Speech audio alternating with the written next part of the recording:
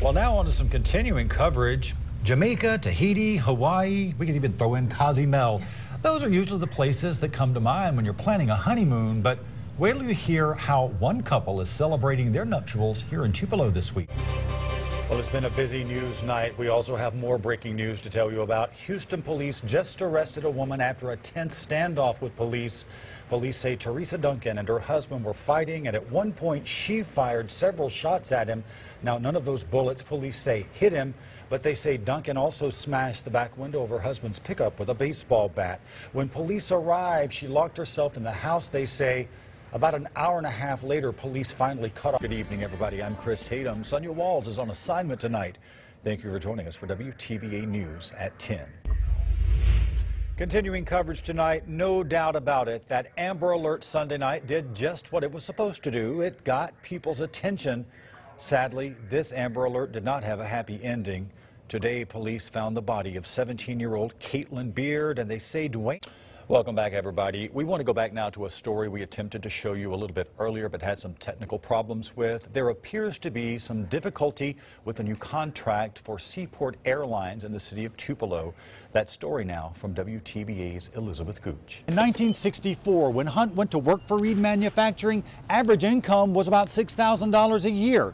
Rent about $150 a month, and gas was just 30 cents a gallon. And what? Oh. No. We've still have been talking about that Positively Mississippi Georgia cruise. That was amazing. Her life story. is like a Lifetime movie network I movie, love isn't it, her. John? It's just like that. And it was a cook. very well done. I mean, Chris did a great job. Yeah. Thank you. And you were asking about the dog days of summer. What are the long dog days of summer exactly, John? Everybody knows you can't buy much with 99 cents these days, but people in one local town say that's the value a store put on one elderly woman's character, and they're rallying around her to clear her name. ABC 6's Justin Moore has that story. The reward for information leading to the arrest of Jessica Chambers' killer is up to $54,000 this morning. She's that Panola County teenager someone burned to death back in December. But despite that reward, investigators say so far Crime Stoppers has only generated one lead. Panola County deputies discovered a badly burned Chambers walking away from her burning car back on December 6th. So far, they have made no arrest in that case. The FBI and the Bureau of Alcohol, Tobacco, Firearms, and Explosives are also helping investigate that case. And of course, investigators hope anyone with information about Chambers' murder will call the Panola County Sheriff's Office. Well, family and friends gathered in Tupelo yesterday to say goodbye to Congressman Alan Nunley. He died last week after a nearly year-long battle with cancer. Among the speakers at Nunley's funeral, Governor Phil Bryant. He struggled to keep his composure as he talked about working with Nunley in the Mississippi legislature. He called Nunley his best friend, brother, and the best man he ever knew. Nunley's son also spoke at his dad's funeral. House Speaker John Boehner attended that funeral. Well, it's tornado preparedness week in Mississippi, and across the state, emergency crews are gearing up for the severe weather season that kicks off in just a few weeks. This morning, ABC 6's meteorologist Tawana Andrews shows us how storms of the past can actually teach important safety lessons for the future. New at 10 tonight, a tax-free weekend is upon us, and if you are thinking it already passed, you might want to think again. That's right. Back in April, Governor Phil Bryant signed a bill creating an annual tax-free weekend for sportsmen. WTVA's Cornelius Thompson has the details. Cornelius? Thank you.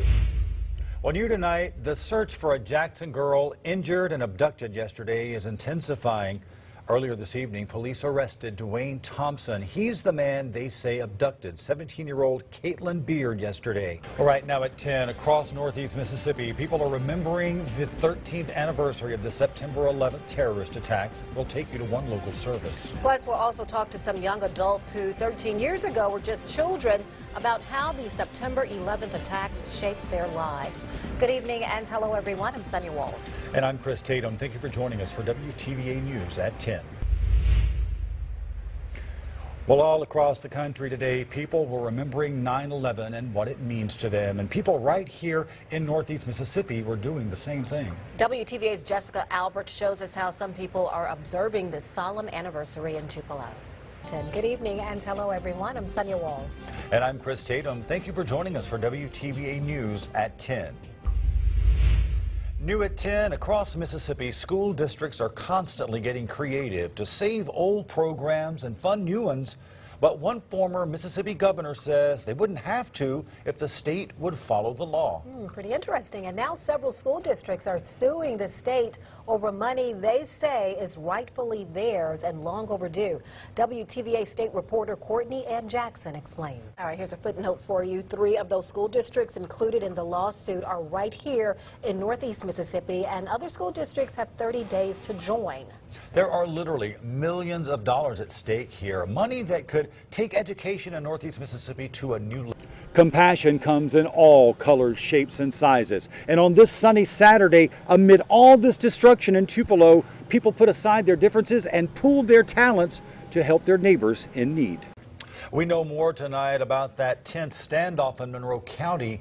Deputies arrested, you'll recall, 3 people: 37-year-old Crystal Bosch, 35-year-old David Little, and 53-year-old Steve Brantley. All 3 face a variety of charges. Now, that standoff happened Wednesday at a house on Highway 6 north of Amory. It started after undercover officers bought drugs from a woman, then followed her to that house.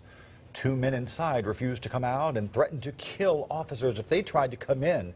Deputies recovered what they call a large amount of ice, a high-quality form of meth.